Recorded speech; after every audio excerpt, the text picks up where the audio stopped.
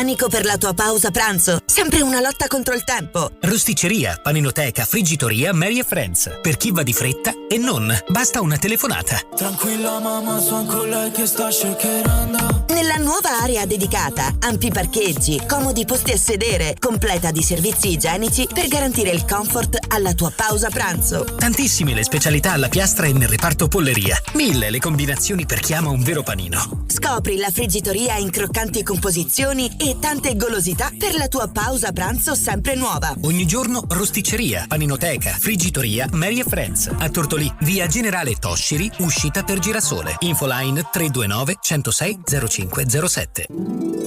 Il Natale è alle porte. Parola d'ordine: brindare. Al Natale, all'anno nuovo, alla felicità e alla serenità. Qualunque sia il motivo. Cin Cin, negozio delle bevande. I migliori vini nazionali e sardi, i distillati più ricercati e le più esclusive bollicine per accompagnare con gusto le tue serate. Nel nostro showroom in zona industriale Baccasara potrai scegliere eleganti box degustazione all'insegna dell'artigianalità sarda. Eccellenze dolciarie come panettoni e biscotti, oli extravergine, salse e marmellate. Da vera esperienza made in Sardegna. Parola d'ordine: brindare! Negozio delle bevande. Questo sì che è buono. Zona industriale Baccasara. Il Natale con parenti e gli amici. Il Natale con i regali. Ma chi è la vera protagonista del tuo Natale? È la tua cucina, naturalmente. Nel momento in cui tradizione e innovazione si incontrano, la tua cucina è quella che fa la vera differenza. A Natale, regalati una vera cucina. Regalati Lube Creo Store, in via Repubblica 9, a Lanusei. Auguri! Buonasera radioascoltatori, buonasera e benvenuti a questa nostra puntata di Nero su Bianco. Nel corso di questa serata affronteremo un argomento molto importante per il tessuto economico dell'Ogliastra. Parleremo di ZES, ovvero Zona Economica Speciale. La ZES è uno strumento che è stato varato ufficialmente il 9 settembre scorso con la pubblicazione sulla Gazzetta e vuole essere uno strumento in grado di attrarre nuovi capitali in alcune zone che sono state individuate. Prima di affrontare l'argomento con i nostri ospiti che saluto, Michele Mugianu, segretario della CISL Ogliastra, Franco Amendola, presidente del Consorzio Industriale d'Ogliastra, Massimo Canna, sindaco di Tortolì, e in collegamento Giovanni Bitti, presidente di Confindustria per la Sardegna Centrale, e Domenico Cabula, segretario CGIL Nuoro Ogliastra, vi do qualche informazione di servizio. Potete seguirci sulle frequenze 102 e 104 per la provincia Ogliastra, il Sarrabus 92, Tertenia 100.5 e potete anche seguirci nel Cagliaritano in DAB nel canale 10C. Potete altresì seguirci in diretta Facebook sulla nostra pagina Facebook Radio Stella Tortolì oppure sul canale YouTube sempre Radio Stella Tortolì. Infine potete partecipare alla diretta chiamandolo 0782 62 25 05 oppure scrivendo su WhatsApp al 379 13 74 733. Allora, stavamo parlando quindi di ZES, Zona Economica Speciale. Ne stiamo parlando perché dopo la pubblicazione del 9 settembre sono state individuate in Sardegna alcune aree dove ci saranno degli incentivi fiscali e non solo per le aziende che andranno a insediarsi o sono già insediate in quelle aree. Allora, il piano ZES in Sardegna è articolato in 6 aree. Riguarda il Consorzio Industriale Provinciale di Sassari, dell'Oristanese, della provincia Carbonia Iglesias, del Nord-Est Sardegna Gallura, dell'Ogliastra e di Cagliari. Include 15 comuni per una superficie di 2.700 ettari distribuiti sui territori e ha appunto come obiettivo l'internazionalizzazione, scusate il problema con l'R, e la l'esigenza di attrarre nuove imprese e nuove infrastrutture in maniera tale da aumentare l'occupazione. Allora, partiamo subito con Franco Amendola, presidente del Consorzio Industriale Dogliastra. Raccontaci, ci diamo del tu, qual è stato un attimino il percorso che ha portato all'individuazione della ZES in Ogliastra e soprattutto se risponde pienamente a quelle che sono le esigenze del territorio o se c'è qualche critica, qualche suggerimento da fare. Sì, grazie, buonasera a tutti. Noi abbiamo fatto ben poco in effetti per quanto riguarda la zona economica speciale, perché è qualcosa che risale a diversi anni fa, quando è stata impostata, è stato il Consorzio Industriale ha perimetrato le aree che potevano essere interessate all'iniziativa. Poi non si capisce bene cosa sia successo, il consorzio è stato un po' disatteso come aspettative, sono state inserite altre aree che probabilmente poco hanno a che fare con gli insediamenti produttivi, ma dall'altra parte però è stato anche accontentato perché era stata esclusa completamente tutte le aree della cartiera, erano state escluse e noi abbiamo cercato di farle reinserire. Certamente, scusi, il primo piano ZES in Ogliastra che cosa prevedeva? Quali aree prevedeva? Diciamo che si è partito tutto quanto dal piano strategico, quindi approvato naturalmente dalla regione, dal comune, dal consorzio, si partiva da quella situazione lì e poi strada facendo insomma sono stati spostati un po' i confini e alla fine il risultato finale poi nel momento in cui l'Agenzia delle Entrate ci ha comunicato le particelle catastali che dovevano essere interessate abbiamo scoperto che proprio le aree produttive sono state praticamente escluse, non c'erano le aree della cartiera che potenzialmente potrebbero essere un buon incentivo per i nuovi insediamenti e c'erano aree che attualmente sono occupate anche da altre attività, da attività commerciali soprattutto, da costruzione, abitazione, cose che niente hanno a che vedere. Comunque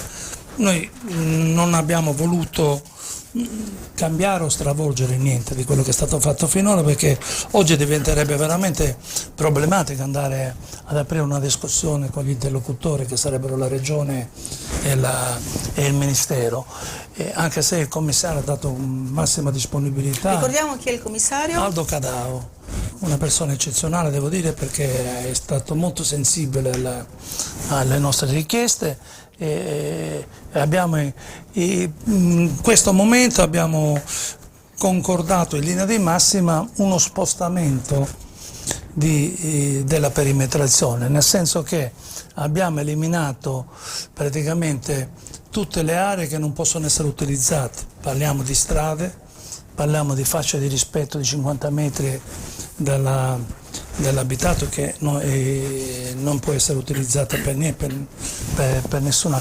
iniziativa, non solo per la ZES. Comunque abbiamo tolto una parte della cartiera che praticamente ci riferiamo a quella parte dove l'amministrazione comunale di Tortolì ha già bandito la gara per fare le opere di bonifica che presumibilmente andando nel bando dovrebbero durare 4 anni, per cui in questo momento diciamo che non possono essere interessate a nessun insediamento e abbiamo cercato, o stiamo cercando per l'esattezza, di far includere le aree produttive che probabilmente sono quelle che sicuramente avranno più interesse agli investimenti. Scusi un attimo, ti interrompo per chiederti, ma quali sono le agevolazioni a favore delle imprese insediate, nello specifico? Cioè un'impresa che è già insediata o si insedia nella ZES, che benefici ne ha? Intanto devono essere nuove iniziative imprenditoriali.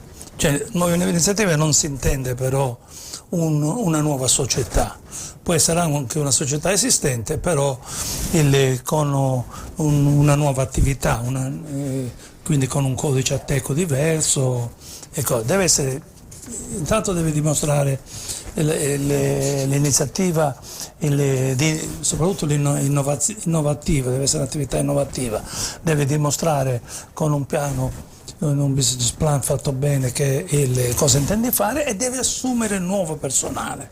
Quindi diciamo che le attività esistenti in questo momento non hanno praticamente nessun vantaggio. Parliamo sempre di nuove iniziative o delle stesse che intendono ampliare.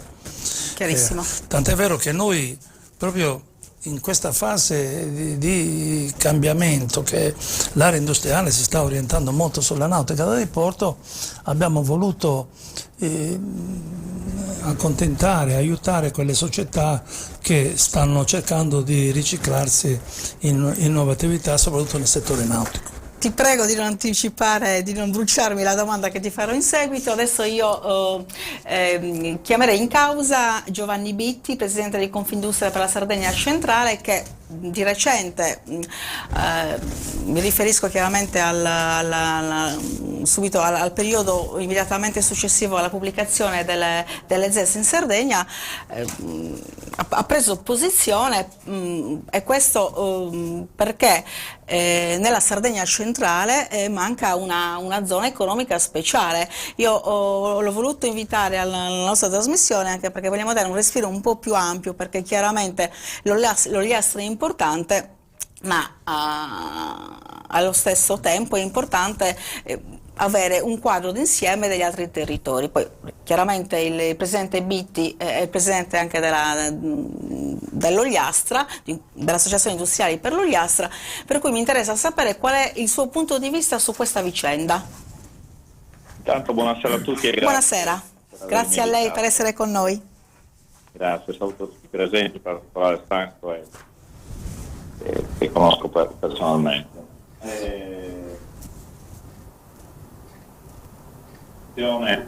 Relativamente al fatto, sento un ritorno. Chiederei alla regia di intervenire, così ci consente di colloquiare, di interagire agevolmente col presidente Bitti. Grazie. Basso anch'io il volume, così non sento ritorno. Niente, dicevo che io diverse volte ho preso posizione su questa questione delle ZES che non toccano il centro Sardegna in particolare. È ovvio che per noi il territorio dell'Ogliastra, sia come associazione ma come territorio in generale, è importantissimo, perché abbiamo presenti tra le più grosse industrie sia nel settore. Mi scusi Presidente, le chiederei di avvicinarsi un tantino al microfono perché la sentiamo molto bassa. Ecco, allora, è che ho abbassato il volume perché sentivo il mio ritorno. Provi adesso? Sentite adesso? Sì, adesso sì. Ecco. Stavo dicendo? Dicevo che sì.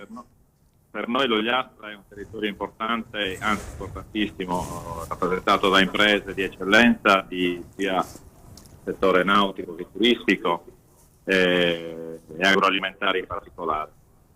Per cui ben venga che una parte almeno del territorio del Morese sia rientrato nelle ZES. Noi ci siamo lamentati del fatto che, come diceva Franco, è una questione che è stata impostata da proposta della Regione di due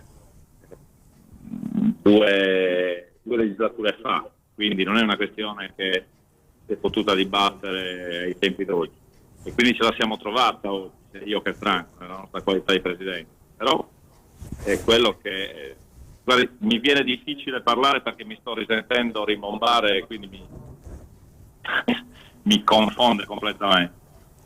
Però ciò che voglio dire è questo, che in qualche maniera, così come è stato fatto su Olbia, su Sassari, su Cagliari, dove le ZES sono entrate un po' più all'interno dei territori, cioè dei porti, quindi lei pensi soltanto che Olbia arriva quasi fino a Monti, a Buttusò, quindi voglio dire 70-80 chilometri da Olbia quasi. Noi non siamo distantissimi da Tortolì, da Arbatax, ma potevano applicare la ZES in zona di Siniscola, in zona di Rosei, dove abbiamo un comparto del marmo che per esempio è una delle voci trainanti dell'economia del territorio. Per cui la nostra protesta, comunque il nostro grido di dolore, è che il centro Sardegna sta morendo e non si è fatto nulla. Anche questa è un'occasione che secondo noi è stata persa, non si è fatto nulla per incentivare i nuovi investimenti che potessero arrivare al centro Sardegna.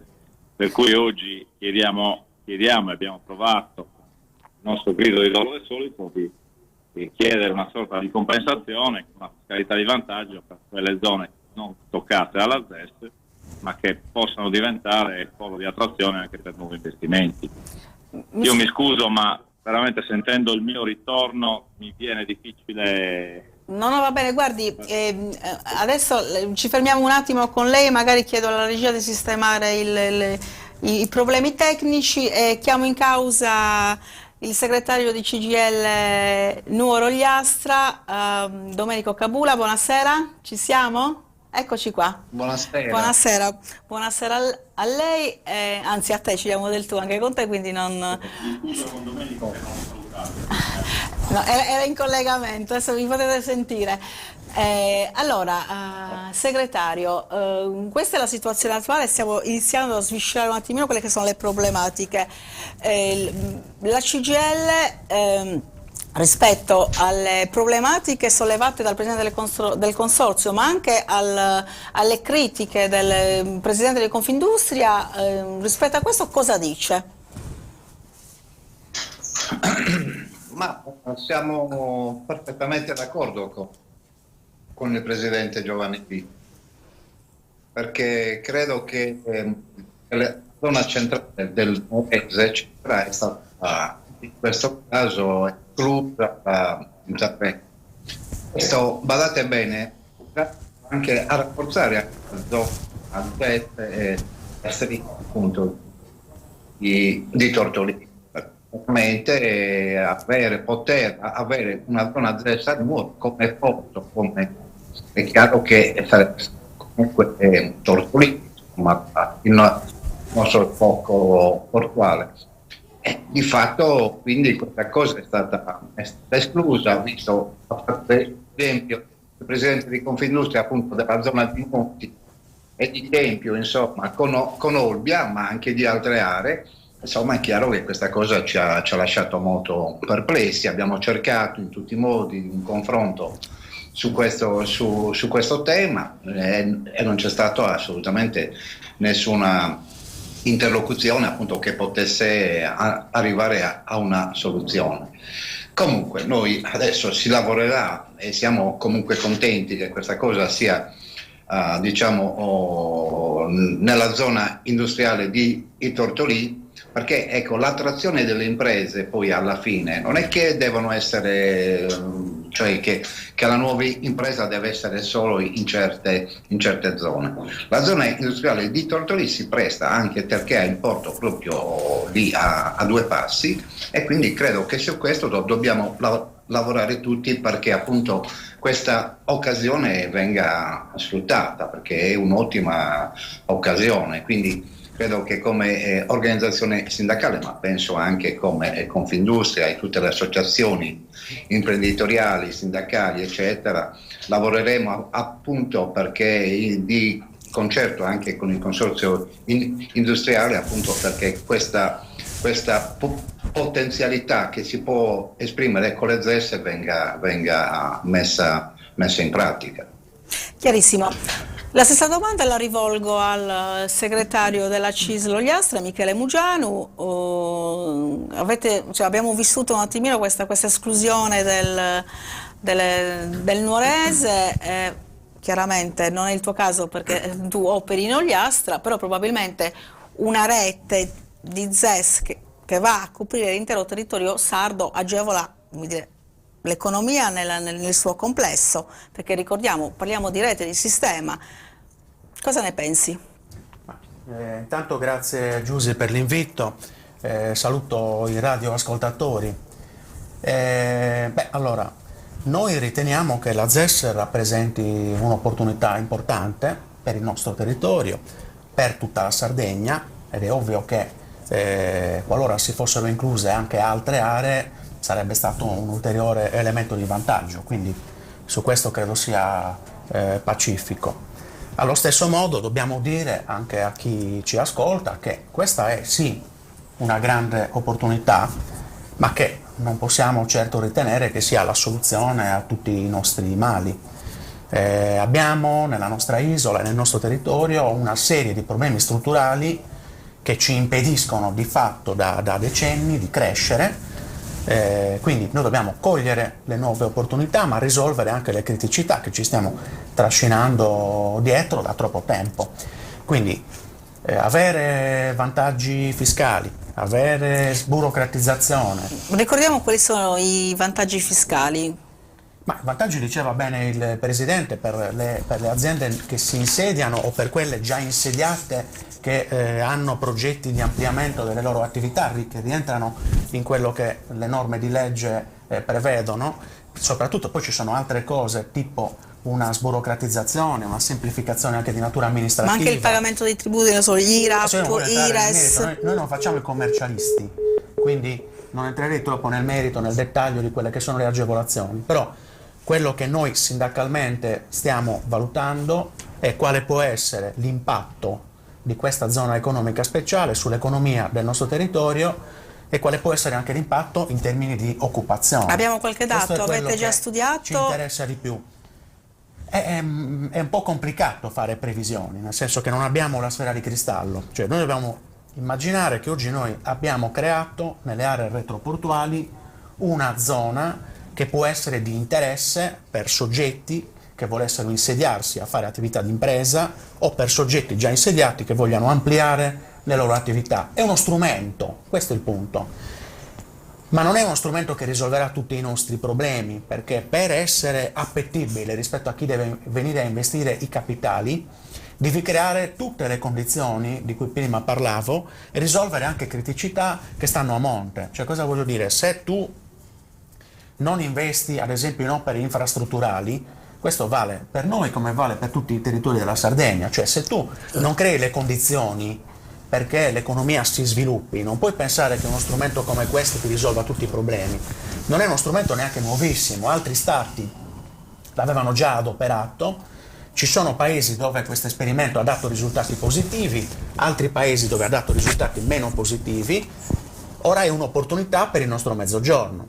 Noi però riteniamo che le criticità del Sud Italia sono tanti e tali che se non si affrontano una per una come precondizioni per lo sviluppo, il rischio è che magari anche questa si trasformi in un'opportunità che noi non riusciamo a cogliere.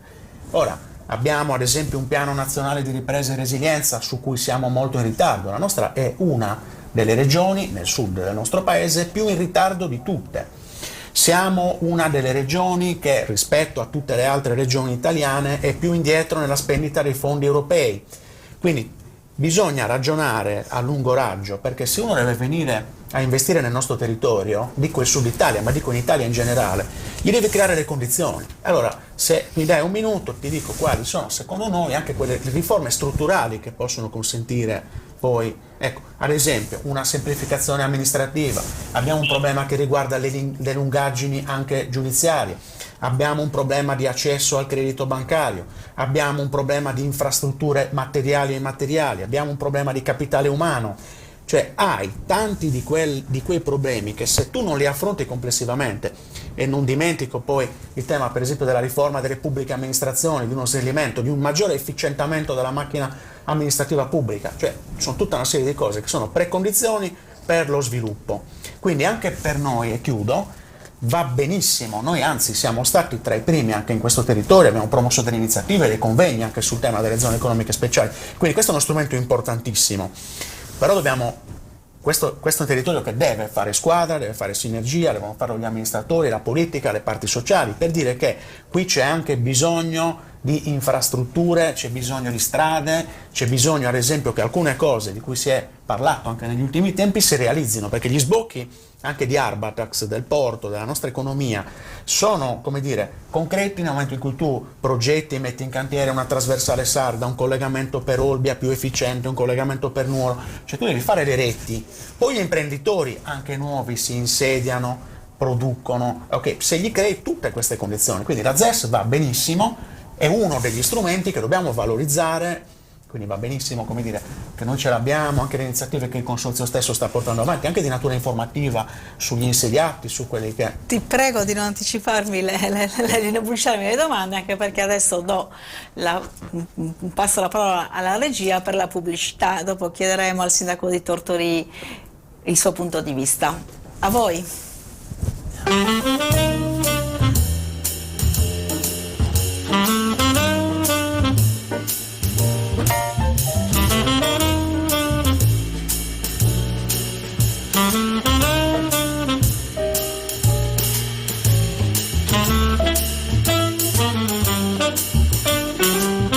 panico per la tua pausa pranzo? Sempre una lotta contro il tempo. Rosticceria, paninoteca, friggitoria, Mary Friends. Per chi va di fretta e non, basta una telefonata. Tranquilla mamma, sono con lei che sta shakerando. Nella nuova area dedicata, ampi parcheggi, comodi posti a sedere, completa di servizi igienici per garantire il comfort alla tua pausa pranzo. Tantissime le specialità alla piastra e nel reparto polleria. 1000 le combinazioni per chi ama un vero panino. Scopri la friggitoria in croccanti composizioni e tante golosità per la tua pausa pranzo sempre nuova. Ogni giorno rosticceria, paninoteca, friggitoria, Mary Friends. A Tortolì, via Generale Tosciri, uscita per Girasole. Infoline 329 106 0507. Il Natale è alle porte. Parola d'ordine: brindare. Al Natale, all'anno nuovo, alla felicità e alla serenità. Qualunque sia il motivo. Cin Cin, negozio delle bevande. I migliori vini nazionali e sardi, i distillati più ricercati e le più esclusive bollicine per accompagnare con gusto le tue serate. Nel nostro showroom in zona industriale Baccasara potrai scegliere eleganti box degustazione all'insegna dell'artigianalità sarda. Eccellenze dolciarie come panettoni e biscotti, oli extravergine, salse e marmellate. Da vera esperienza made in Sardegna. Parola d'ordine? Brindare! Negozio delle bevande. Questo sì che è buono. Zona industriale Baccasara. Il Natale con parenti e gli amici. Il Natale con i regali. Ma chi è la vera protagonista del tuo Natale? È la tua cucina, naturalmente. Nel momento in cui tradizione e innovazione si incontrano, la tua cucina è quella che fa la vera differenza. A Natale, regalati una vera cucina. Regalati Lube Creo Store in via Repubblica 9 a Lanusei. Auguri!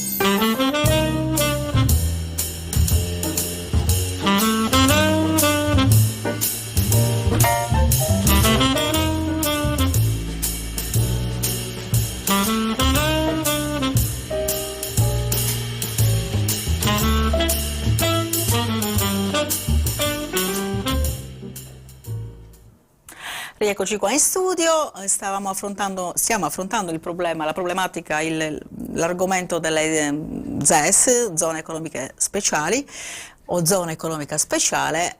Stiamo cercando un attimino di capire quali sono le criticità, quali sono le opportunità, qual è, come dire, il territorio, come sta rispondendo a queste sollecitazioni. Il sindaco di Tortolì, Massimo Cannas, fa parte fra l'altro del consiglio di amministrazione del consorzio. Immagino che anche tu abbia, come dire,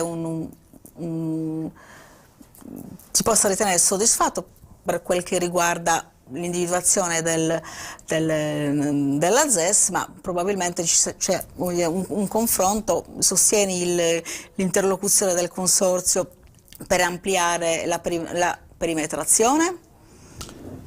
Dunque, intanto grazie per l'invito e volevo farvi anche i complimenti per questa iniziativa, a te e a Francesco. Assolutamente avete coperto un vuoto anche di dibattito che c'è qui, non solo a Tortolì ma in Ogliastra. Questo ci fa molto piacere, quindi grazie. Grazie per questa iniziativa. ZES, io l'ho detto in qualche incontro pubblico, è giusto ricalibrare se ci sono delle nuove esigenze, una nuova rilettura della perimetrazione, ma chiederei nei rapporti istituzionali che il Consorzio ha con la Regione di attingere a un plafond di zone ZES non ancora assegnate a cui in qualche modo possiamo accedere per aumentare l'attuale zona ZES. La zona ZES viene individuata appunto come uno strumento in base alla legge del 2017, se non ricordo male, come uno strumento straordinario di sostegno alle iniziative economiche. Quindi ha dei vantaggi, crediti d'imposta, è stato attivato lo sportello SUAP dedicato esclusivamente alle iniziative all'interno delle ZES. Spieghiamo ai nostri ascoltatori che cos'è questo sportello, perché magari come un acronimo. L'autorità di gestione delle ZES, tra l'altro istituita con decreto del Ministero, in questo modo diretto, questa autorità di gestione, di coordinamento è diretto, come ha detto prima Franco, dal dottor Cadau. Questo ha istituito un ufficio telematico presso la sede regionale che gestisce quindi le procedure di attivazione delle iniziative economiche.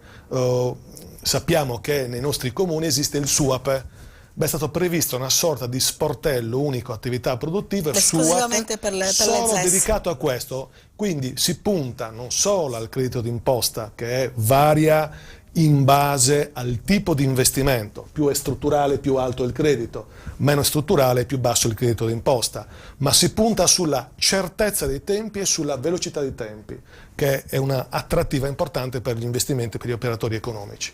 Detto questo, quindi è giusto rivedere, forse c'è una rilettura.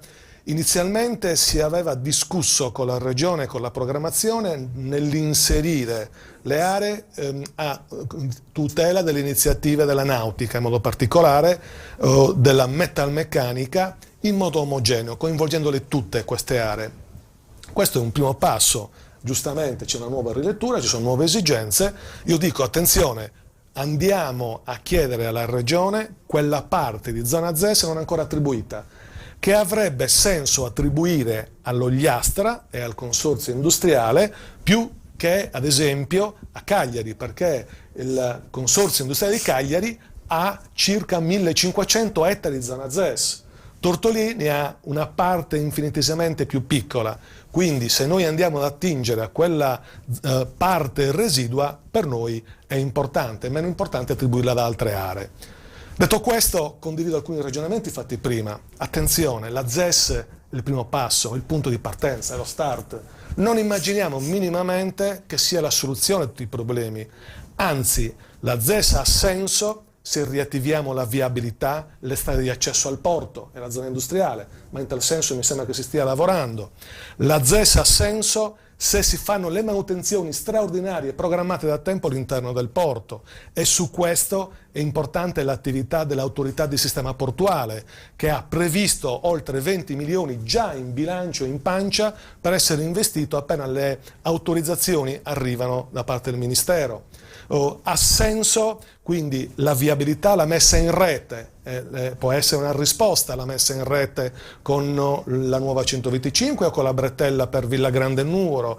A quel punto con la viabilità dà un senso anche allo sviluppo delle aree interne. Senza la viabilità non andiamo da nessuna parte.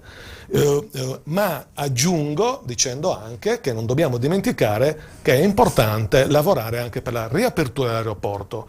In quella prima fase, la precedente amministrazione, in cui era coinvolto anche il comune di Tortolì, avevamo chiesto che lo stesso aeroporto venisse in qualche modo inserito all'interno delle ZES.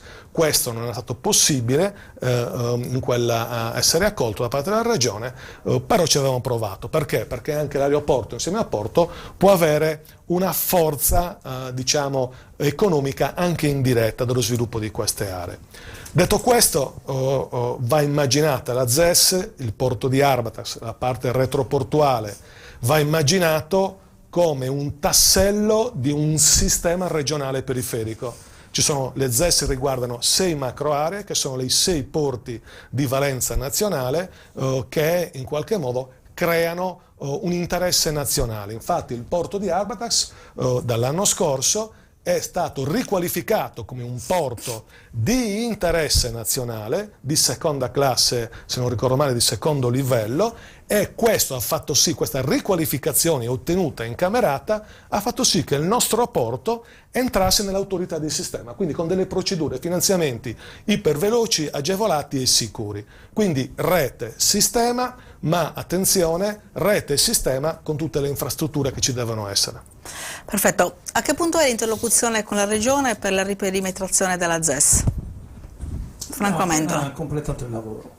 Dopo l'incontro che abbiamo avuto col commissario, gli abbiamo già detto in linea di massima qual è il nostro intendimento, e lui si è reso disponibile a rivederlo prima di presentarlo ufficialmente, perché chiaramente l'obiettivo nostro è quello di avere più ettari a disposizione, ma intanto quello che ci interessa soprattutto in questa fase è che in qualche modo si parta con le aree disponibili. Non vogliamo andare a aprire un contenzioso per dimostrare chi aveva ragione e chi la vedeva meglio degli altri. Niente, di tutto questo vogliamo che la ZES parte immediatamente, e già con questa modifica che abbiamo fatto noi siamo in grado oggi di dire agli imprenditori che ci sono attualmente e chi vuol venire come del resto è già avvenuto sulle richieste che abbiamo avuto e sono pronte ad insediarsi, possiamo dire che possono iniziare a lavorare già da subito. Possiamo fare qualche nome di questi imprenditori interessati ad insediarsi nella ZES? No, vabbè, li conoscete già, insomma, se è uscito sul giornale, il quarto gruppo al mondo più importante nel settore della nautica, quindi non è roba da poco, insomma. Tra l'altro... Il nome, vogliamo il nome? No, nome... Io ci provo. Non è il momento, ma comunque è il quarto gruppo mondiale del settore della nautica. Tra l'altro è un gruppo talmente importante che va a coprire il settore della nautica da diporto e anche delle grosse imbarcazioni, quindi avremo la possibilità di avere una società che può utilizzare le nostre maestranze anche nel settore metalmeccanico, che abbiamo delle figure professionali molto qualificate per fare quello, quindi per loro è sicuramente molto interessante, perché stiamo parlando di grosse imbarcazioni d'acciaio, quindi non più solo la vetroresina ma anche imbarcazioni d'acciaio, ma soprattutto è un gruppo che ha intenzione di insediarsi qua e di completare le imbarcazioni, cioè non più fare gli scafi in vetroresina e mandarle poi a fare gli allestimenti in Adriatico o alla Spezia, ma intende realizzare tutta l'imbarcazione qua dall'A alla Z, quindi per noi sarebbe veramente un'ottima occasione, ecco, di far crescere anche gli artigiani locali che avranno... La domanda è, ma noi siamo pronti ad ospitare una realtà del genere? Cioè, immagino che per varare imbarcazioni così grandi servono anche degli strumenti, noi siamo pronti a un'operazione del genere? L'accordo con l'autorità del sistema portuale, devo dire che lo stanno rispettando, è quello di realizzare una via di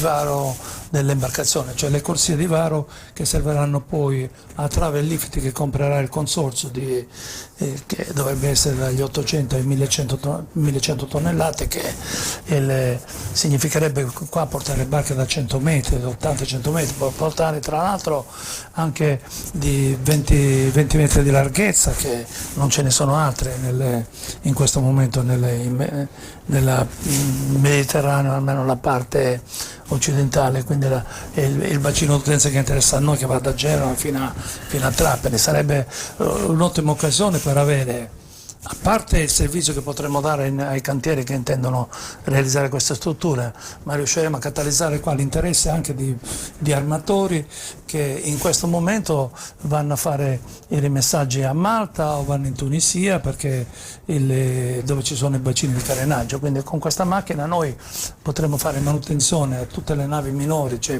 parliamo delle navi di collegamento delle isole minori che esistono in Sardegna, a rimorchiatori, a tutte quelle barche da lavoro che in questo momento devono andare per forza all'estero per fare le loro manutenzioni, quindi qua potremmo creare un buon centro. Naturalmente il travel lift è una condizione, è una precondizione perché si insediano qua società come perché... quelle che sono venute, ma sono venuti perché c'è questa prospettiva, perché è chiaro che è un servizio che deve necessariamente dare il consorzio industriale, come lo sta già facendo già da anni, insomma, di avere dei travel lift che sono di una portata sicuramente adeguata al naviglio che attualmente insiste intorno a quest'area. Per quelle grosse si ha necessità di avere una macchina superiore e che la Regione Sardegna ci ha già finanziato, quindi non abbiamo ancora fatto la gara d'appalto, perché vogliamo prima che si inizino i lavori di realizzazione della linea di varo. Delle linee di varo, diversamente. Dove dovrebbe sorgere questa linea di varo? In banchina di riva, all'estremità della banchina di riva, ma dovrebbero andare anche le altre due linee di varo in banchina di riva, così evitiamo tutto il traffico che attualmente c'è nella Darsena e vorremmo spostare le movimentazioni lì dove sono i cantieri, del resto, perché i cantieri sono tutti lì vicino. Quindi. Benissimo. Presidente Bitti, tornando invece sull'esclusione del nuorese, lei ha parlato di fiscalità di vantaggio a compensazione della mancata inclusione del distretto di Siniscola e di altre zone del nuorese nella ZES. Immagino che abbiate portato avanti anche voi un'interlocuzione. A che punto è? No, vabbè, noi abbiamo portato avanti alcune interlocuzioni che, come potrei immaginare, come pensano i colleghi che hanno parlato prima di me, quando si va a trattare in regione o con i politici che ci rappresentano, sembra di parlare con un muro di gomma, quindi le promesse vanno sempre a zero. Noi peraltro come associazione siamo stati promotori insieme alla Camera di Commercio di rappresentare un po' tutte le rappresentanze datoriali, mettendoci di fronte all'assessore di riferimento del nostro settore per porgli appunto determinate questioni, ma ad oggi nessuna di queste ha attecchito, partendo dalla risoluzione del problema dei consorzi industriali, che ormai è diventata una vergogna regionale, perché ci sono aree gestite da consorzi che sono in liquidazione ormai da 15 anni quasi.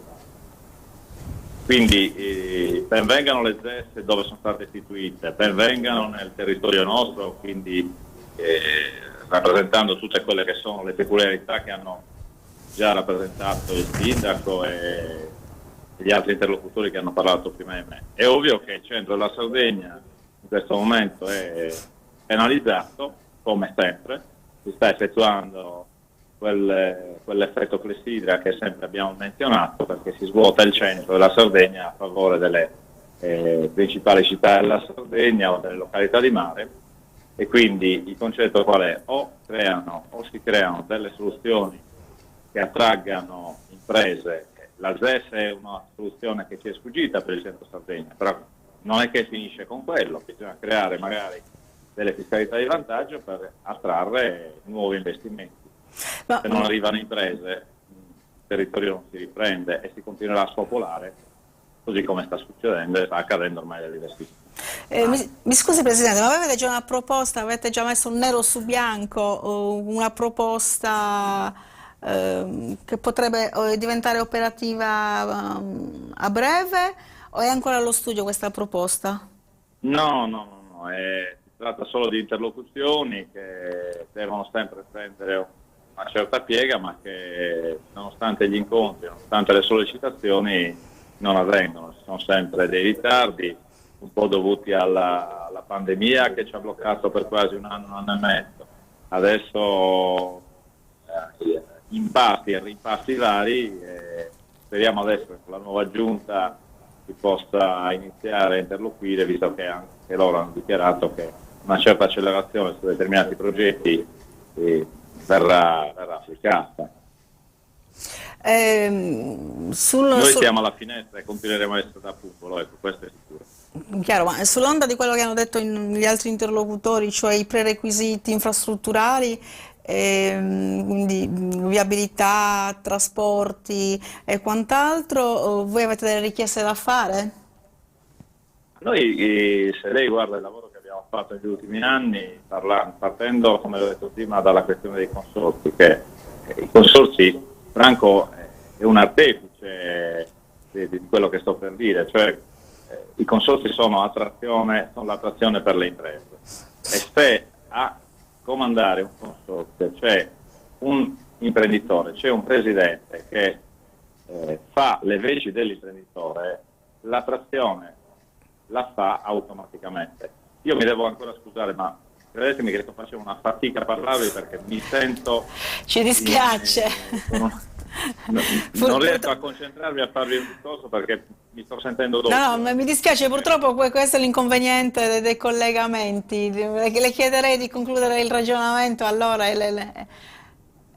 Partendo infatti, come ho detto, dai consorzi che sono praticamente non sono gestiti, quindi sono il primo polo di attrazione per le imprese, che per noi è importantissimo per portare nuovi investimenti nel territorio, però l'altro aspetto sulla quale ci siamo sempre battuti sono i collegamenti, le infrastrutture sia stradali che ferroviarie, che delle tecnologie che devono essere attrezzate alle zone industriali. Lei pensi che ci sono ancora zone industriali all'interno del nostro territorio che non hanno internet, ma quello è più spicciolo, e alcune zone non hanno la possibilità di avere l'energia elettrica nei tempi e nei modi in cui un'impresa nel 2022 deve avere.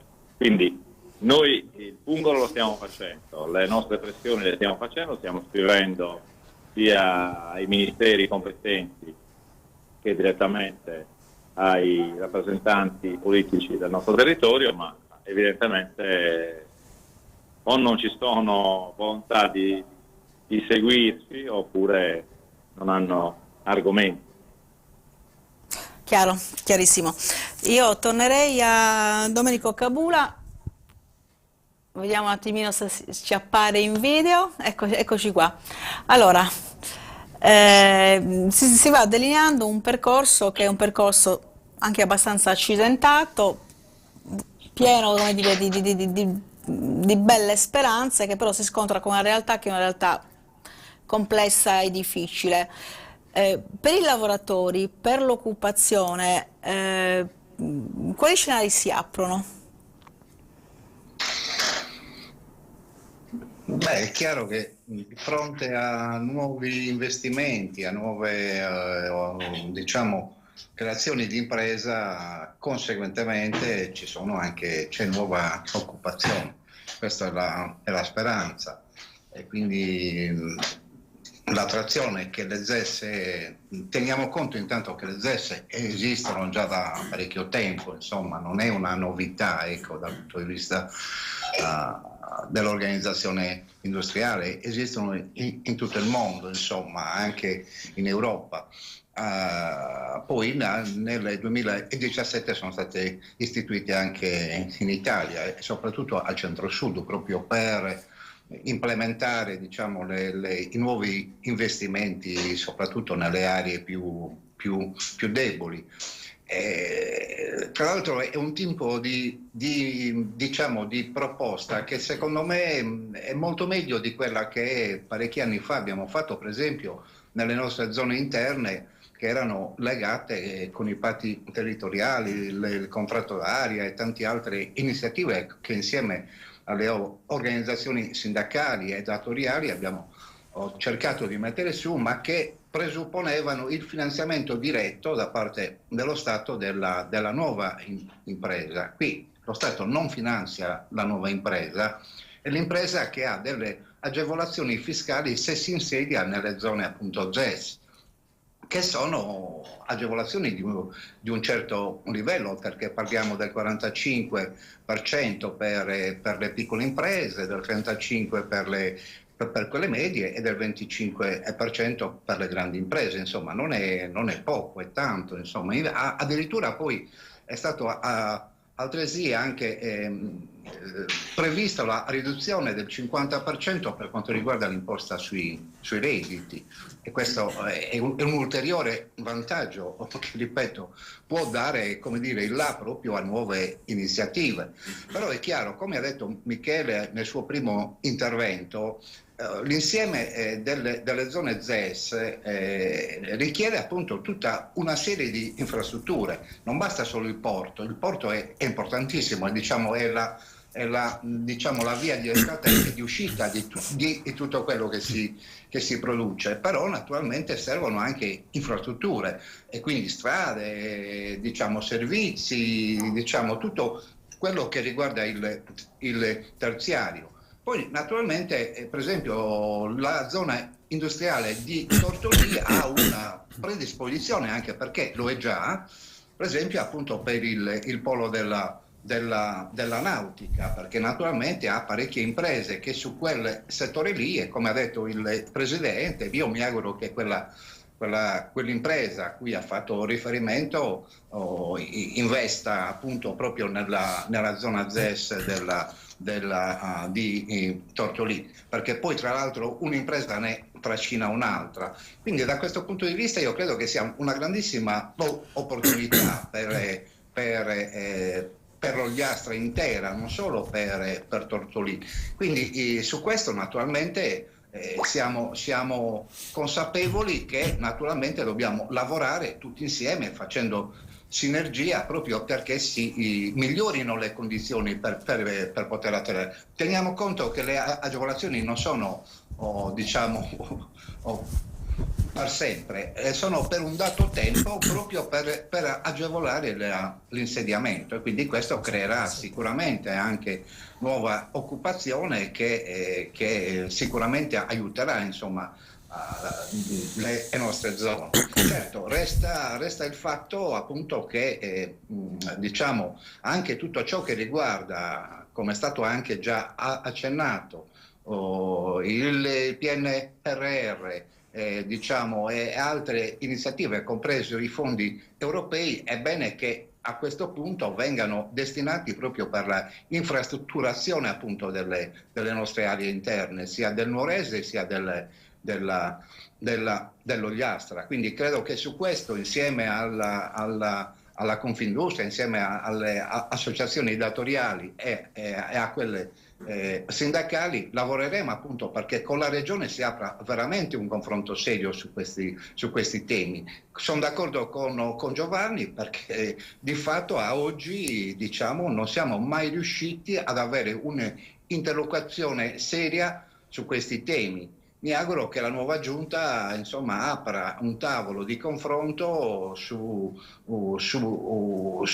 queste cose e riusciamo almeno a produrre un minimo di iniziativa, anche perché è veramente assurdo, e chiudo, con i soldi che abbiamo a disposizione, sia i fondi europei per il settennato appunto del 2001-2007, sia per quanto riguarda diciamo il piano nazionale di ripresa e resilienza, è veramente un grande peccato che non riusciamo a dare quel minimo di infrastrutture che servono nei nostri territori. Quindi credo che su questo insieme, non divisi ma insieme, veramente dobbiamo lavorare, lottare se è necessario perché queste cose si ottengano. Mi pare di capire che mai come in questo momento ci sia unità di intenti e un fronte compatto nella rivendicazione che parte dal territorio.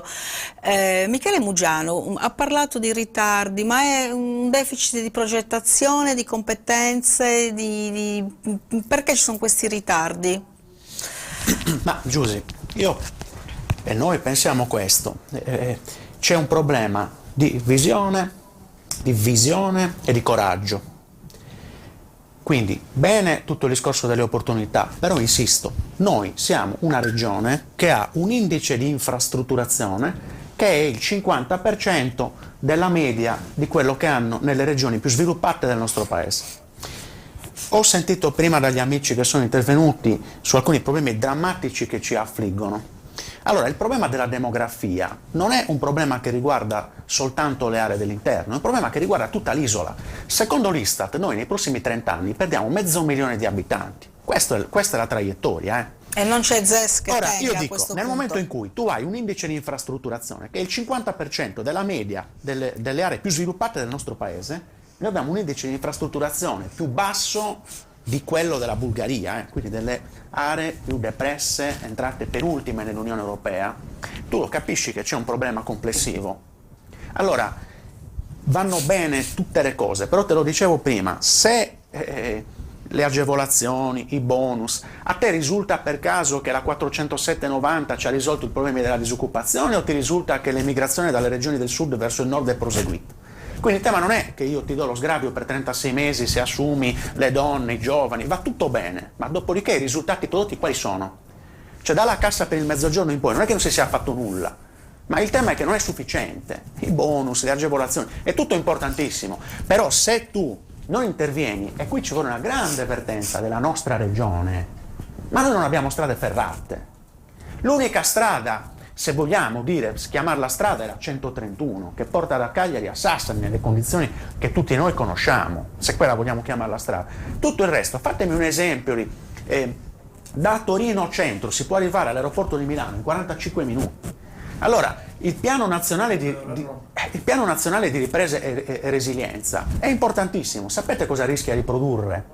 rischia di produrre che l'Emilia Romagna, la Lombardia e il Veneto hanno innestato la marcia giusta, rischia un piano nato per ridurre le diseguaglianze di vari regionali, rischia di aumentarli. Tra un po' noi ci troveremo quelle 3 regioni che andranno a Roma a dire al governo: senti, riprogrammali i fondi, tanto non li spendono. Allora il discorso nostro è che o c'è una grande avvertenza, una sollevazione della nostra regione, non solo della politica ma delle parti sociali, una grande istanza che tenda a questi ragionamenti, oppure il rischio è che anche le grandi opportunità che pure abbiamo davanti, perché io non sono un pessimista, anzi, la Sardegna è una grande piattaforma al centro del Mediterraneo, ci sono dei settori che ragionevolmente cresceranno, molti di questi potrebbero crescere anche, come dire, nonostante tutto, per esempio il turismo, per esempio la nautica, per esempio settori collegati. Ma se voi andate a vedervi i dati dell'industria, e Franco lo sa meglio di me, l'industria in Sardegna sta morendo.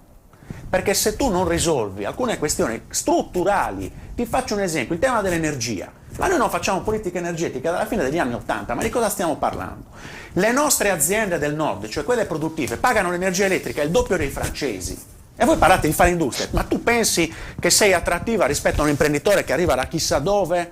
Ma che cosa gli vuoi offrire esattamente? Quanto costa? Uno viene qua e ti dice: senti Franco, quanto costa l'energia? Dove sono le infrastrutture? Qui tutto va bene, ma se non parte, io dico dalla giunta, dalla presidenza, dalla giunta regionale, dai territori, un grande motto di rivendicazione anche rispetto al governo centrale, no? E tu non risolvi queste di criticità, io temo che qui possiamo parlarne ancora a lungo, però poi fondamentalmente con incentivi, bonus, agevolazioni fiscali, semplificazioni, va tutto bene, però non riesci a innestare quella marcia che ti consentirebbe di uscire da una condizione di sottosviluppo, perché di questo si tratta, e da una condizione in cui oggi i nostri giovani continuano a emigrare e non siamo, cioè il problema non è il nostro giovane che va via da qui perché vuole andare a Berlino piuttosto che a Singapore, no? Il problema è che tu non attiri nessuno. È una strada a senso unico. I giovani vanno via dall'Italia, dalla Sardegna in particolare, ma l'Italia e la Sardegna in particolare non sono attrattivi per qualcuno che viene da altre parti, no? Perché se il mio giovane va a Singapore, qualcuno da Singapore venisse qui, possiamo dire che siamo attrattivi. Da qui vanno soltanto via. Allora noi dobbiamo lavorare e quindi noi abbiamo grandi opportunità per le ragioni che ho detto, perché questo è un territorio e questa è una regione che può crescere, perché è una piattaforma al centro del Mediterraneo, in una posizione favorevole, che guarda, io dico sempre, guarda l'Africa, che sarà un continente che domani probabilmente produrrà sviluppo, perché è un continente giovane, che ha molte risorse naturali, che sta crescendo. Però nel frattempo, se tu non metti in piedi tutti gli strumenti, anche di rivendicazione, anche nostra, no?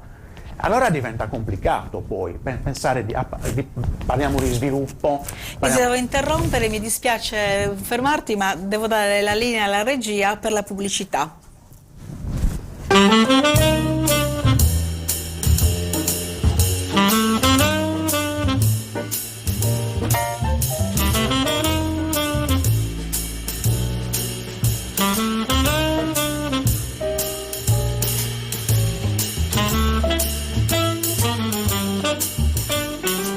Panico per la tua pausa pranzo? Sempre una lotta contro il tempo. Rosticceria, paninoteca, friggitoria, Mary & Friends. Per chi va di fretta e non, basta una telefonata. Tranquilla mamma, sono con lei che sta shakerando. Nella nuova area dedicata, ampi parcheggi, comodi posti a sedere, completa di servizi igienici per garantire il comfort alla tua pausa pranzo. Tantissime le specialità alla piastra e nel reparto polleria. 1000 le combinazioni per chi ama un vero panino. Scopri la friggitoria in croccanti composizioni e tante golosità per la tua pausa pranzo sempre nuova. Ogni giorno rosticceria, paninoteca, friggitoria, Mary & Friends. A Tortolì, via Generale Tosciri, uscita per Girasole. Infoline 329 106 0507.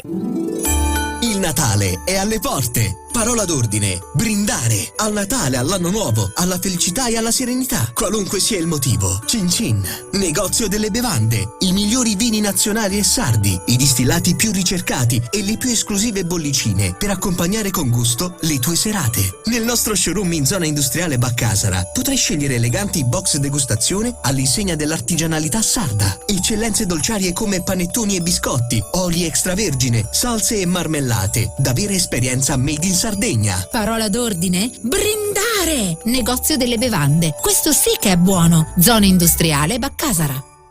Il Natale con parenti e gli amici. Il Natale con i regali. Ma chi è la vera protagonista del tuo Natale? È la tua cucina, naturalmente. Nel momento in cui tradizione e innovazione si incontrano, la tua cucina è quella che fa la vera differenza. A Natale, regalati una vera cucina. Regalati Lube Creo Store, in via Repubblica 9, a Lanusei. Auguri!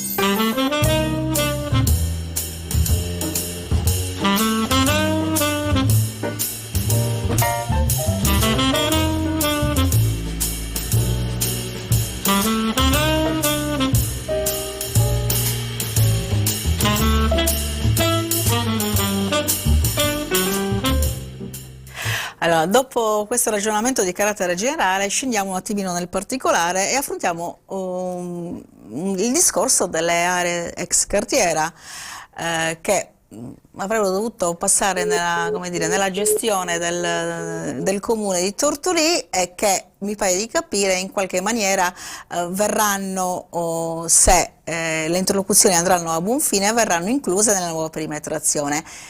Qual è la realtà attuale delle aree ex cartiera, Sindaco?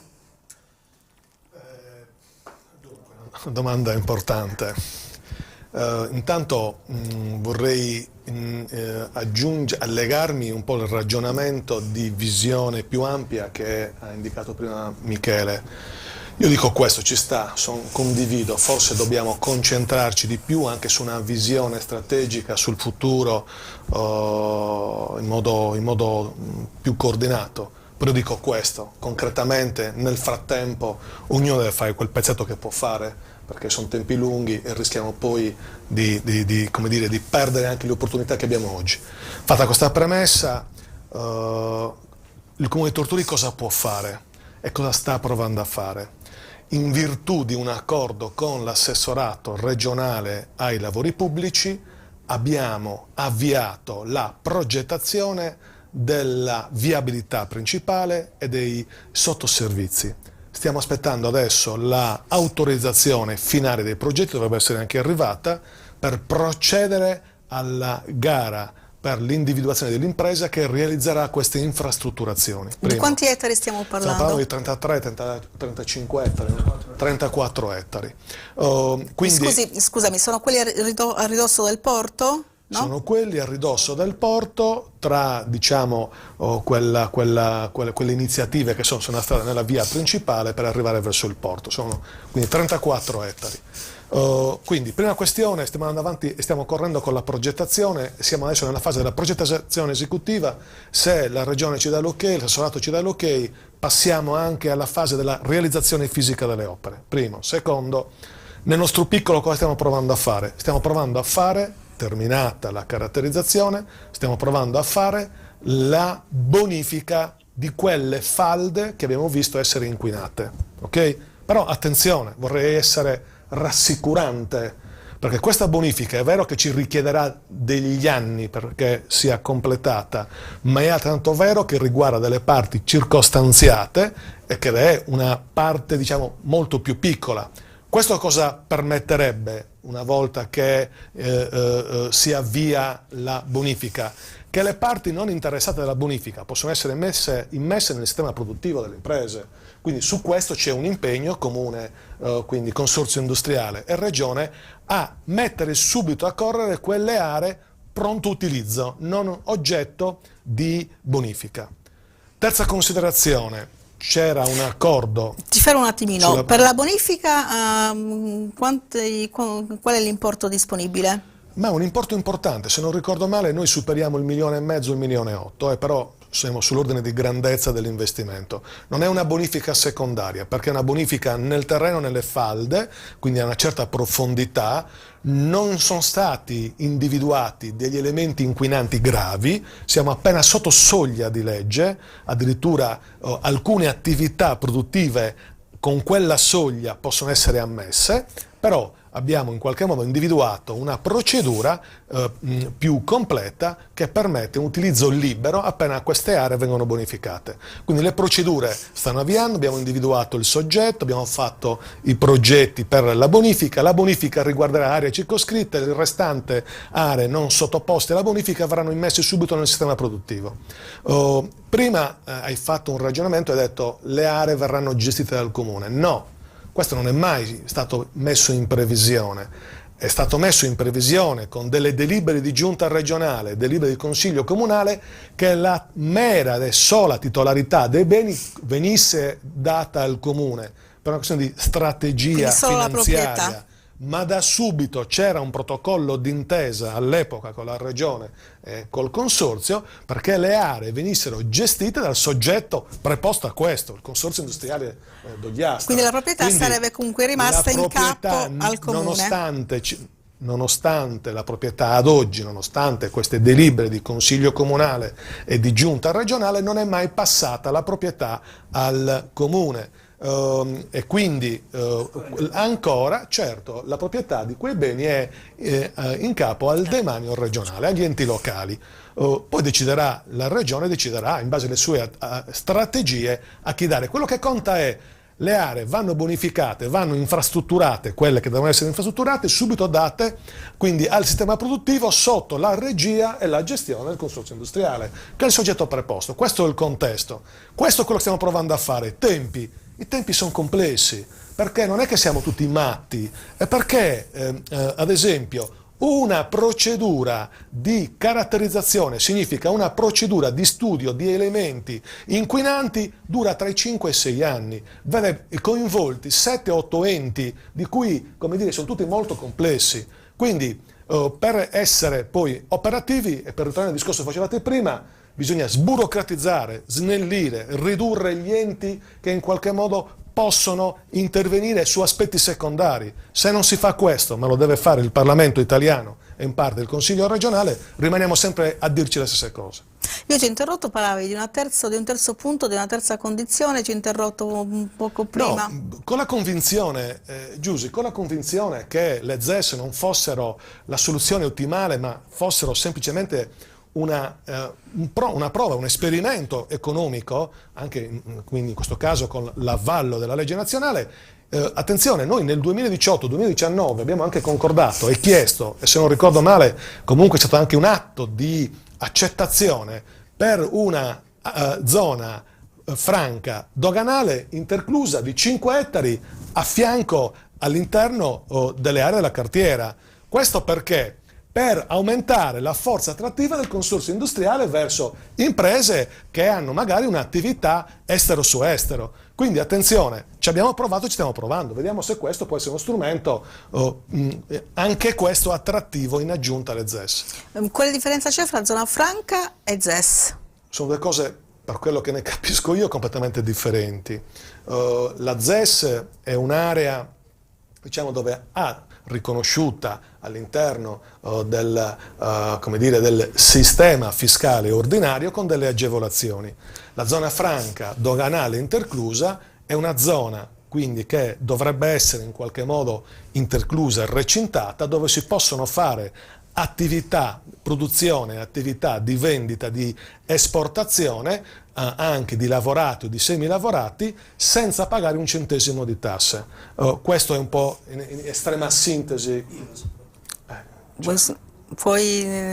Stavi dicendo, scusami, l'IVA? Quindi praticamente l'IVA non si pagherebbe l'IVA? No, tutto, sia import sia export. Quindi in quel caso lì dovrebbe essere zona franca, diciamo, è proprio franca, diciamo, a livello di tassazione. Comunque sia per i portati sia per quelli che non ce l'abbiamo. No, comunque sono appunto, insomma, la battaglia sulla zona franca penso che sia arenata. Attenzione, questo solo per dire, non sono molto convinto che sia arenata, solo per dire comunque che con la consapevolezza di creare dei sistemi di attrazione per imprese internazionali, oltre alle ZES, quindi in quel momento storico abbiamo chiesto anche 5 ettari di zona franca doganale interclusa nelle aree adiacenti alla cartiera, semplicemente con il tentativo di attrarre nuovi investimenti. Forse non ci siamo riusciti, ci abbiamo provato. Ma chi è l'ultimo decisore per la zona franca? La zona franca viene attuata attraverso dei meccanismi complessi, il cui atto finale, su richiesta della giunta regionale, è, se non sbaglio, il Presidente del Consiglio dei Ministri o Ministro specifico, uno delle due competenze. Ministro delle Finanze. Noi quindi aspettiamo anche di assistere all'evoluzione di questo per percorso. chiarire ancora meglio l'attività attorno alle ZES. Allora, torniamo invece agli imprenditori e ai nuovi insediamenti. So che non mi direi neanche sotto tortura il nome del quarto gruppo, ma insomma poi faremo una ricerca e lo scopriremo. Ci stiamo avvicinando anche alla chiusura di questa trasmissione, ma il futuro di questa ZES, al netto di quello che potrà accadere se appunto la riperimetrazione verrà attuata così come viene richiesta da voi, quale potrebbe essere da qui ai prossimi 10 anni? Tu che cosa prevedi grazie alla ZES?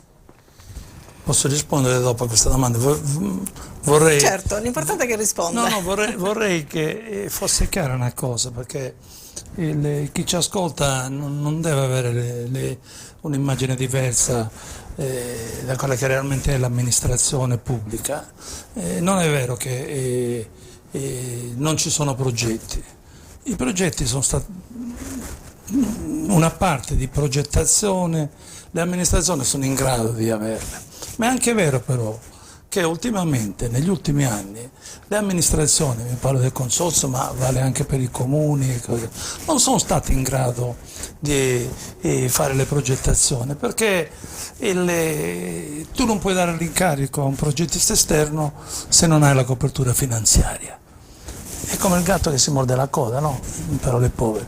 Cioè, se tu non hai i soldi per dare l'incarico, non puoi avere la progettazione. Il PNRR ci ha fregato sotto questo aspetto, perché loro ti attribuiscono in base alle richieste che tu fai un determinato punteggio a seconda dello stato di attuazione del progetto. Cioè se sei che hai dato solo un incarico c'hai un punto, se hai una progettazione esecutiva hai il massimo del punteggio.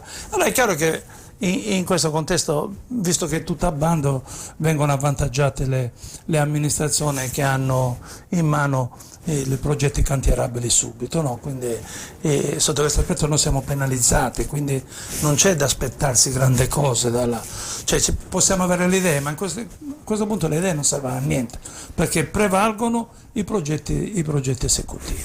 Quindi noi ci stiamo sforzando come amministrazione, ma vedo che lo fanno anche i comuni, che finalmente cominciano ad avere un po' di libertà nei movimenti.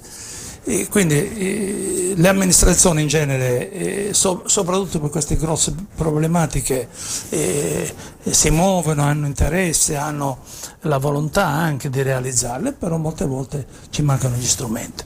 Il consorzio industriale, per esempio, in questo caso ha proposto come finanziamento un progetto esecutivo che è quello del collegamento con la Villa Grande Tortolì. È un tratto di strada di 6 km che collegherebbe immediatamente l'area industriale con la zona di Tricarai, per capirci. Insomma, naturalmente è poco, perché se la provincia non dà l'incarico della Villa Grande Tortolì serve a ben poco quello che eventualmente potremmo fare noi, però quello ci consentirebbe di avere una viabilità, sicuramente ci metterebbe a noi soprattutto chiaramente anche di favorire l'insediamento di nuove imprese, perché ci sarebbe la possibilità di raggiungere la 389 e Olbia eventualmente. Noi stiamo puntando, almeno con l'interlocuzione che abbiamo avuto, ad avere qua un sistema di logistica un po' diverso da come è stato finora, nel senso che ci crediamo molto nella movimentazione delle merci, perché la movimentazione delle merci è quella che oggi ti garantisce la presenza di una nave in continuità, cioè le merci viaggiano, i passeggeri viaggiano poco nei mesi invernali, ma le merci anche nei mesi invernali viaggiano. Allora oggi, di fronte alla situazione che si sta creando, che dove la Tirrenia prima, i Grimaldi adesso ti pongono dei problemi seri di utilizzo di queste tratte, e quando entrano nel porto di Arbate ti caricano 2 persone, cioè probabilmente a Grimaldi gli conviene molto di più noleggiare un elicottero e quei 2 passeggeri farli viaggiare in elicottero, portarli dove devono andare, piuttosto che far entrare una nave qua. Quindi hanno dei costi altissimi per venire. Del resto noi abbiamo diritto anche noi alla nostra continuità. Fin quando c'era lo Stato che ti dava e copriva quei disavanzi è un conto. Oggi invece che sul libero mercato noi corriamo il rischio di non avere più le navi. È un rischio che non possiamo totalmente mettere in discussione. Dobbiamo trovare un'alternativa. L'alternativa migliore qual è? È quella di avere navi che collegano soprattutto Livorno con Arbatax. Perché questo? Perché la nave ti arriva alle 5 del mattino, alle 5 del mattino il camionista che viaggia su ruote e ti porta la merce a Cagliari in 2 ore, 2 ore e mezzo, 3 ore, quello che è, va a Cagliari, in 1 ora e mezza va, in 1 ora, in 2 ore e mezza va. Ma noi dobbiamo avere un sistema viario che ci consenta a questi fruitori eventualmente di quel servizio di poter andare a scaricare le merci e avere la possibilità di rimbarcarsi la sera stesso e tornare nelle proprie sedi. No, ti inchiodo la domanda. ZES, come vedi il territorio, il tessuto produttivo ogliastrino alla luce dell'istituzione della ZES? Insomma, tu vuoi sapere che sono tra 5 anni? No, allora, ti ho già detto che è un grossissimo gruppo. No, la domanda è, allora, il tessuto produttivo ogliastrino da qui a 10 anni con la ZES che aspetto avrà? Cosa sarà? Allora, se le nostre imprese... Ti chiedo di fare la sibilla. Se le nostre imprese saranno capaci a reinventarsi, un'attività di impresa innovativa, un'attività di impresa dove vanno a valorizzare determinate professionalità che abbiamo acquisito negli anni o nuove professionalità che serviranno per lo scenario che in qualche modo si sta orientando verso quest'area industriale, io credo che le nostre imprese cresceranno e cresceranno molto. Il settore della nautica e della carpenteria metallica in questo momento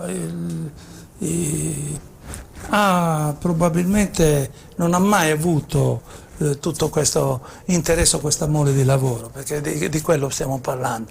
Oggi una barca che superi i 15 metri, 18 metri, ci vogliono 2 anni per averla in consegna. La carpenteria metallica pesante, che siano poi costruzione di piattaforme offshore, che siano il rimorchiatore, che siano imbarcazioni da diporto di lusso, ci vogliono 4 anni. La nautica, in particolar modo a livello mondiale, i cantieri italiani sono i migliori al mondo. Nelle prime 5 case mondiali ce n'è una francese in mezzo al terzo posto e tutte le altre 4 sono imprese italiane. E questo è il momento per approfittarne. È chiaro che se noi non abbiamo le professionalità che sono in grado di fare le motorizzazioni delle imbarcazioni o gli impianti elettrici o gli impianti idraulici, perché i nostri artigiani, oltre all'impianto elettrico di un'abitazione, non vogliono crescere, non vogliono migliorarsi, l'impresa che viene qua vorrà dire che costruirà lo scafo e si riporterà poi gli scafi a Viareggio o in Adriatico. Ma se noi siamo in grado, e su questo io ho molta fiducia, perché nei nostri progetti, almeno nei progetti che abbiamo presentato alla Regione Sardegna, della realizzazione del distretto della nautica e della carpenteria metallica, abbiamo previsto scuole professionali all'interno dell'area industriale, sia sotto l'aspetto logistico che prettamente didattico. Abbiamo previsto di avvicinare i ragazzi giovani ad ottenere delle qualifiche. Su quello io credo che ci aiuteranno molto le amministrazioni e i sindacati, perché credo che l'obiettivo di tutti quanti ormai è scommettere su questa opportunità che abbiamo. Se ce la facciamo è un successo che avremo tutti quanti, ma soprattutto sarà un momento veramente importante per i nostri giovani, che non li costringeremo ad andare fuori, anzi faremo in modo che possano avere veramente soddisfazione sia economica che di prospettiva per rimanere qua. Questa credo che sia la cosa più importante. Voglio finire perché tanto la tua curiosità è un po' anche quella dei radioascoltatori che ci sono. Certo, ci mancherebbe altro. Noi una riprova di quello che abbiamo detto finora l'abbiamo avuta con questo gruppo imprenditoriale che si è avvicinato a noi. Tieni presente che è un gruppo che ha già fatto il suo investimento, ha acquistato già immobili per 3 milioni e mezzo. Quindi qui nella nostra zona industriale? Sì. Dove? Le cantieri ex Abate. Ah. L'hanno acquistato con fondi propri, senza sapere neanche delle agevolazioni che ci potevano essere in futuro, quindi avevano già interesse a venire qua perché hanno capito che questa è una zona che è già ben predisposta per quindi non stiamo svelando il terzo segreto di fatti, ma se diciamo che il quarto gruppo ha già investito acquistando... il Polo Nautico di Viareggio, quindi non è che... Ecco qua, l'abbiamo detto, il Polo Nautico di Viareggio. Il Polo Nautico di Viareggio raccoglie all'interno della società ci sono i nomi più grossi della nautica a livello mondiale, quindi non è roba da poco.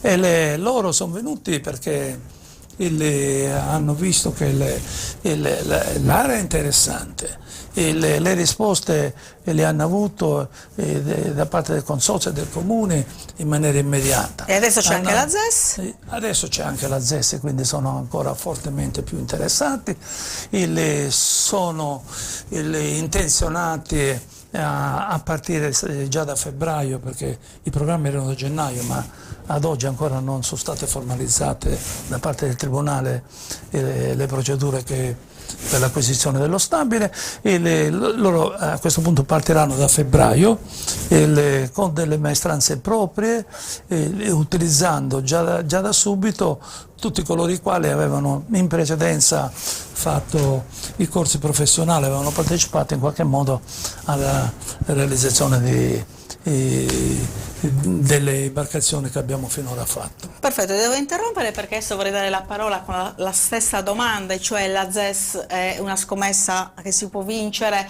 la vorrei rivolgere al Presidente Bitti, anche alla luce di quanto ha sentito adesso dal Presidente del Consorzio.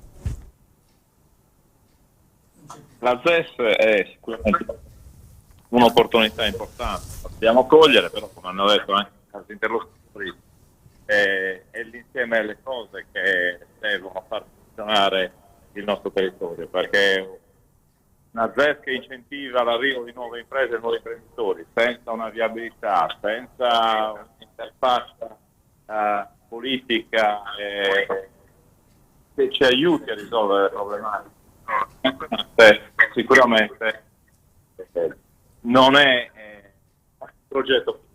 Certamente la ZES è l'inizio di qualcosa che ci aiuta a sviluppare e ad attrarre investimenti in settori che diversamente non arriverebbero nella nostra zona.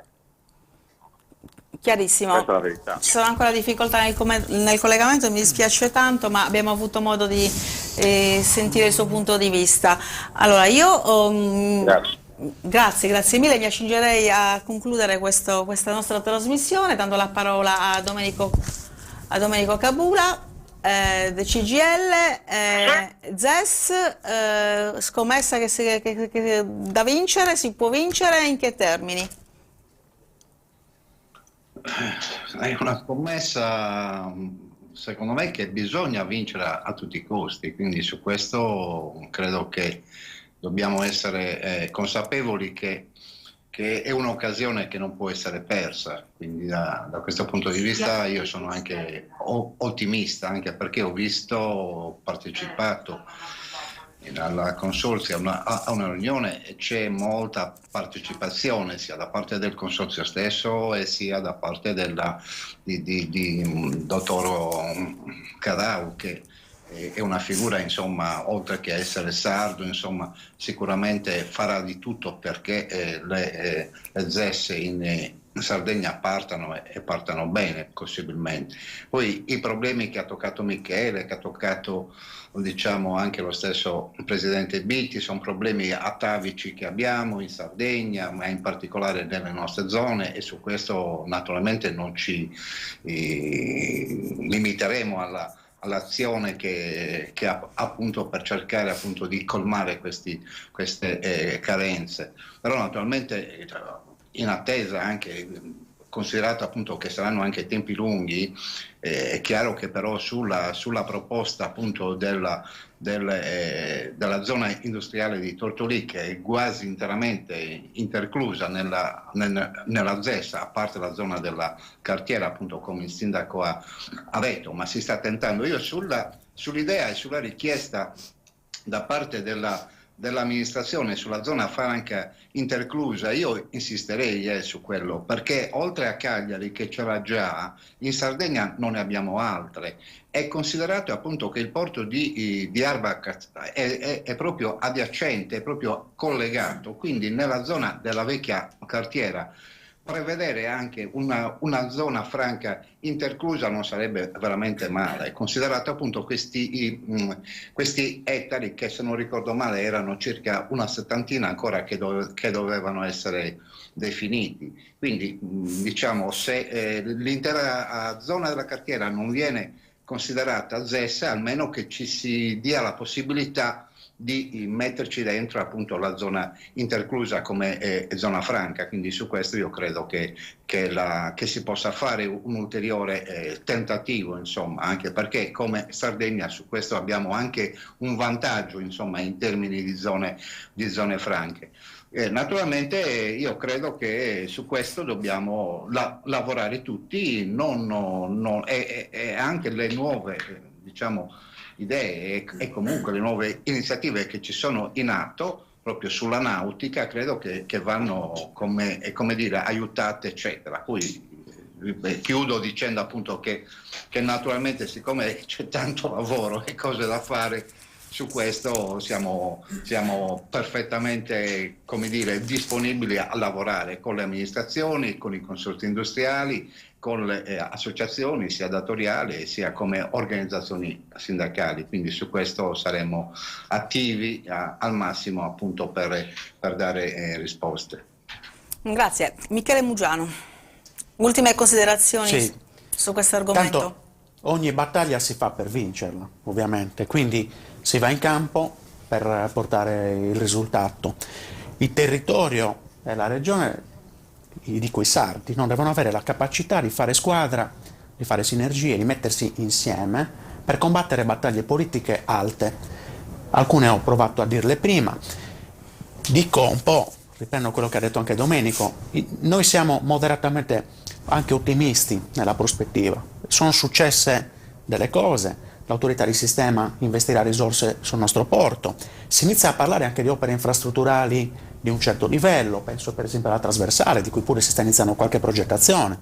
Ci sono altri collegamenti di cui abbiamo parlato prima che dobbiamo batterci perché si chiudano, quindi ci sono delle prospettive, c'è tutto il tema del distretto della nautica, c'è un territorio che si presta su settori, penso ad esempio a quello che potrà essere da qui a 10 anni anche lo sviluppo del settore turistico, del terziario, delle attività collegate. La nautica stessa è un settore che comunque si sposa con questo, quindi ci sono punti di forza, ci sono ovviamente delle debolezze, noi dobbiamo combattere, dobbiamo avere insieme una visione, dobbiamo avere anche degli obiettivi, dobbiamo essere i primi a portare anche al tavolo del Presidente, della Giunta, degli obiettivi che questo territorio deve darsi, che devono essere obiettivi ambiziosi, anche nell'ottica di quello che si diceva prima. Purtroppo per realizzare alcune cose in questo Paese ci vuole troppo tempo E se noi avessimo su tante cose un modello come quello che è stato utilizzato, ad esempio mi viene in mente il ponte di Genova, no?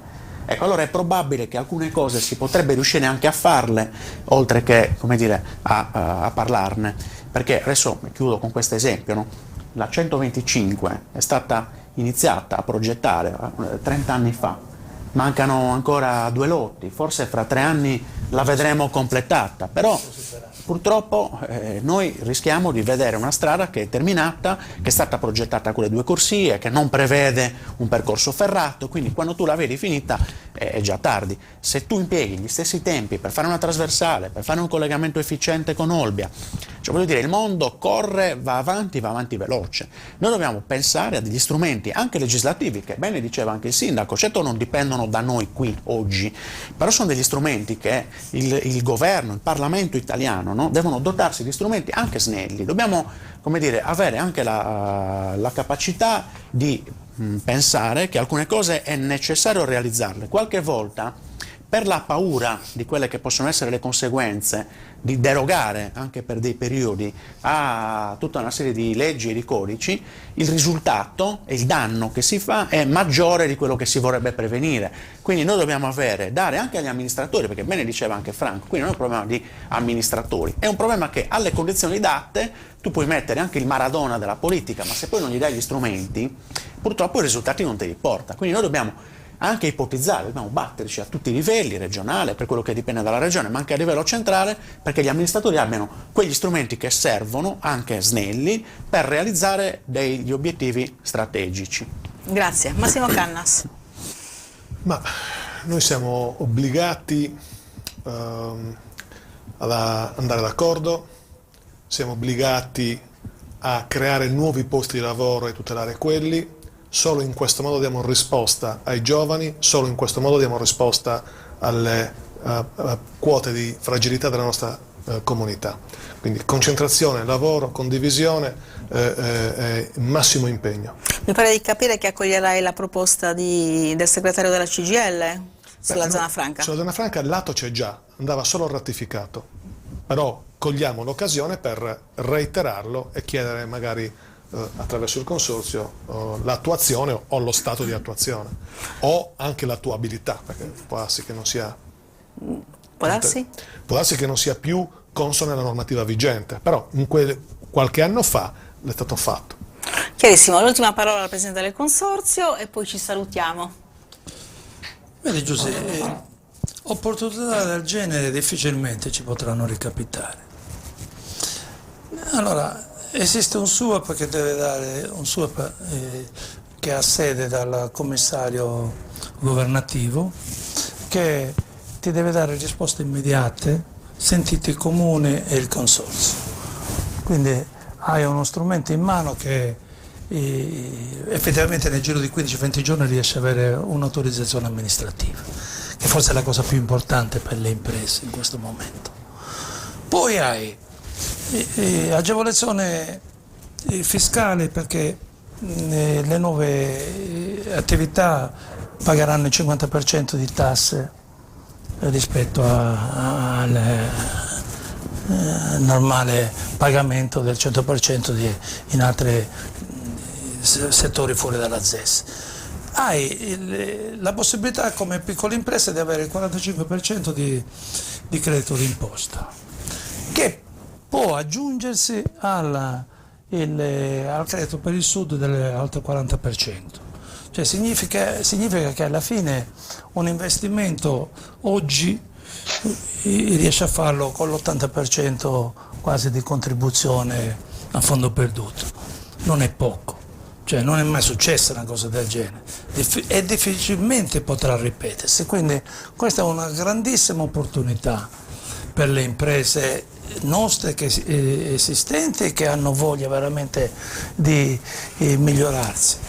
Io credo che ci riusciremo, sono fiducioso, me lo auguro, insomma, lo spero vivamente, non tanto per me perché insomma sono già pensionato, ma insomma, lo spero per i nostri giovani, per le imprese che ancora ci credono nel lavoro in questa zona. Perfetto, quindi non mi resta che concludere con buona ZES a tutti. Io ringrazio i nostri ospiti, ringrazio Giovanni Bitti in collegamento telefonico, presidente di Confindustria per la Sardegna Centrale. Ringrazio Grazie Domenico. a voi. Grazie mille. Ci scusi per i disagi, ma spero di averla qua in studio magari ad affrontare altri argomenti importanti per il nostro territorio. Ringrazio Domenico Cabula, segretario CGIL Nuoro Ogliastra, ringrazio Michele Mugiano, segretario CISL Ogliastra, Franco Amendola, presidente del consorzio industriale d'Ogliastra, e il sindaco di Tortolì Massimo Cannas. Ringrazio naturalmente tutti i radioascoltatori che ci hanno ascoltato in questo nostro approfondimento sulla ZES. Spero che questa nostra chiacchierata sia servita a dare degli spunti utili, gli strumenti anche per muoversi in questo campo chiaramente molto tecnico.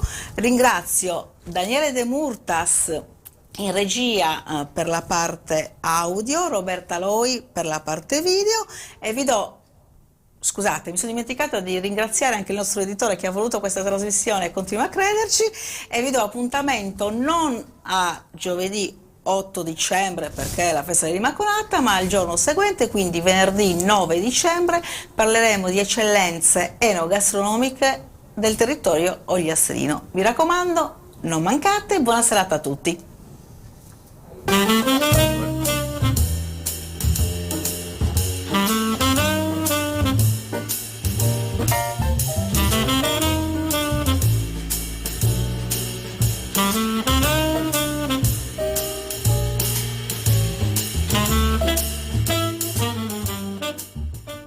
Panico per la tua pausa pranzo? Sempre una lotta contro il tempo. Rosticceria, paninoteca, friggitoria Mary Friends. Per chi va di fretta e non, basta una telefonata. Tranquilla mamma, sono con lei che sta shakerando. Nella nuova area dedicata, ampi parcheggi, comodi posti a sedere, completa di servizi igienici per garantire il comfort alla tua pausa pranzo. Tantissime le specialità alla piastra e nel reparto polleria. 1000 le combinazioni per chi ama un vero panino. Scopri la friggitoria in croccanti composizioni e tante golosità per la tua pausa pranzo sempre nuova. Ogni giorno rosticceria, paninoteca, friggitoria Mary Friends. A Tortolì, via Generale Tosciri, uscita per Girasole. Infoline 329 106 0507.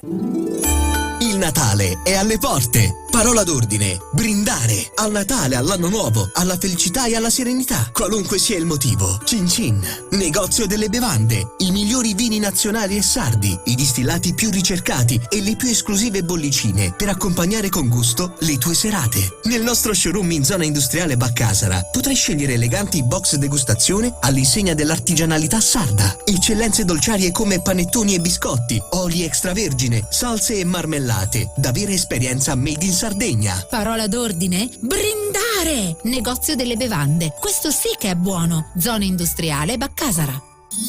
Il Natale con parenti e gli amici. Il Natale con i regali. Ma chi è la vera protagonista del tuo Natale? È la tua cucina, naturalmente. Nel momento in cui tradizione e innovazione si incontrano, la tua cucina è quella che fa la vera differenza. A Natale, regalati una vera cucina. Regalati Lube Creo Store in via Repubblica 9 a Lanusei.